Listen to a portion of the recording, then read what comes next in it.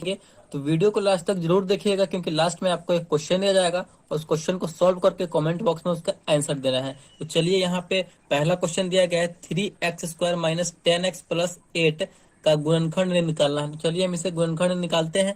पहले क्वेश्चन को लिख लेते हैं। क्वेश्चन है हमारा 3x² माइनस 10x प्लस 8 है।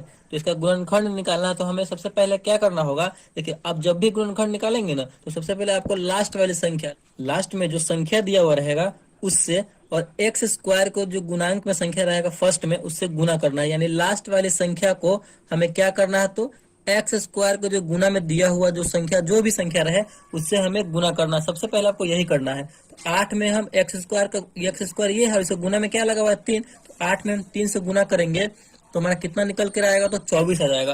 अब आपको ऐसी दो संख्या से गुना करना है जिसका गुना करने पर हमारा ये 24 आ जाए, और उसी दोनों संख्या को जोड़ने या घटाने पर हमारा ये बीच वाला आना चाहिए, ये 10 आना चाहिए। बीच वाला हमेशा हमको प्राप्त होना चाहिए। तो देखिए आपके माइंड में जब आप ऐसे कीजिएगा ना तो आपके माइंड में अपने आप आ जाएगा। तो 24 लाना है तो 8 3 24, 8 में 3 से गुना कर रहे हैं तो 24 आ रहा है। देखिए पहला एक बार में देखिए 8 में 3 से कर रहे हैं तो 24 आ रहा है। इसको जोड़ के देखिए 8 और 3 को जोड़ रहे हैं तो 11 हो रहा है। तो ये देखिए हमें लाना है 10, तो ये सक्सेसफुल नहीं हो रहा है। अब हम दूसरा संख्या को लेंगे और घटाएंगे भी, तो 8 में से 3 जाएगा तो यहाँ पे बचेगा 5, जो कि ये संभव है नहीं। अब देखिए अब कोई दूसरा संख्या लीजिए आप।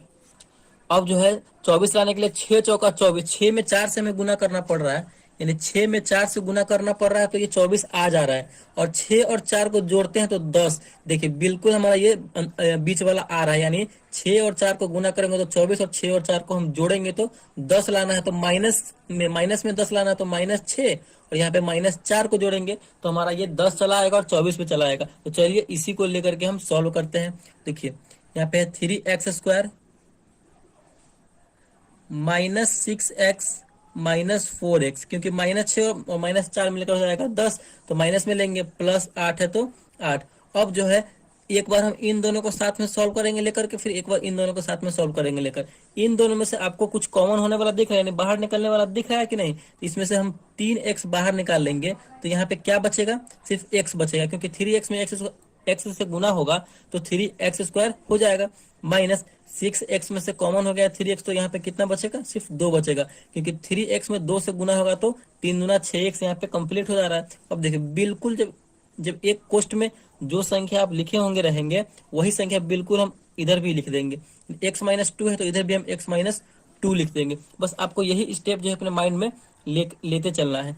अब देखिए अब हम बीच में कितना से गुना करेंगे इस x में, से -4 आ जाए, -4x आ जाए। तो माइनस अगर हम 4 से गुना करेंगे तो -4x में करेंगे तो -4x, और -4 में -2 से करेंगे तो 8 आ जाएगा। 4 दूना 8 आ जा रहा है, बिल्कुल एकदम सही तरीके से हो जा रहा है। अब एक बार इन दोनों को साथ में लिख देंगे, 3x -4, इन दोनों को हम क्या किए तो साथ में लिख दिए। ठीक, अब जो है फिर एक बार इन दोनों में से कोई भी एक बार लिख देंगे क्योंकि दोनों सेम है। तो x-2, देखिए यही हमारा गुणनखंड इसका निकल गया और यही इसका फाइनल आंसर हो जाएगा। तो इसी टाइप से हमें गुणनखंड बनाना है। आई होप आपको समझ में आ गया होगा। तो अच्छे से समझ में आने के लिए चलिए एक और क्वेश्चन को सॉल्व करते हैं।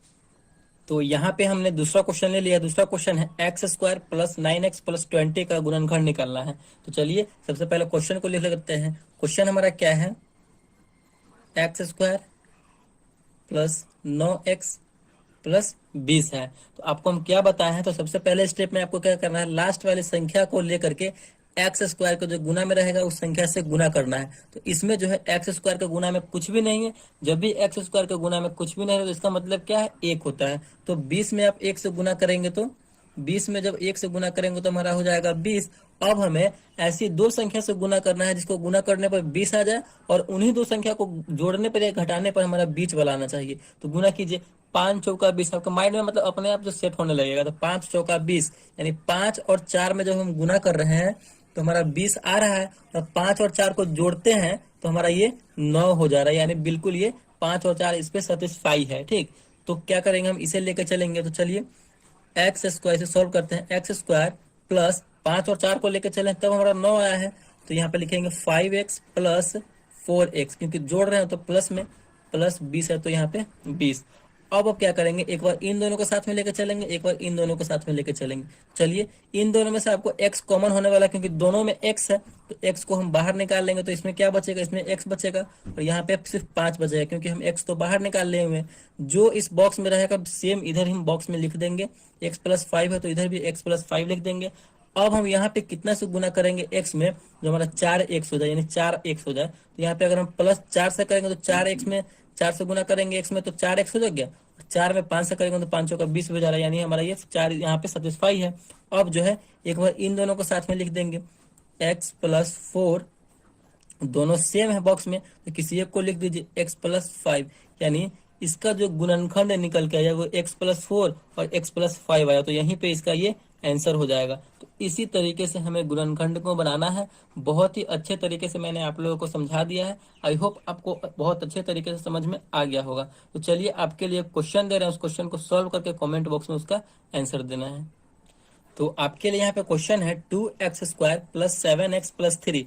तो इस क्वेश्चन को फटाफट से सॉल्व कीजिए, बहुत ही आसान क्वेश्चन है। हमने क्या बताया कि लास्ट वाले को x² के जो भी संख्या में रहेगा, गुना में रहेगा, उससे गुना करेंगे, फिर उसके बाद सॉल्व करेंगे। तो फटाफट से इस क्वेश्चन को सॉल्व कीजिए, और आंसर जो भी आता है तो कमेंट बॉक्स में उसका आंसर दीजिए, हम आपके आंसर का रिप्लाई करेंगे।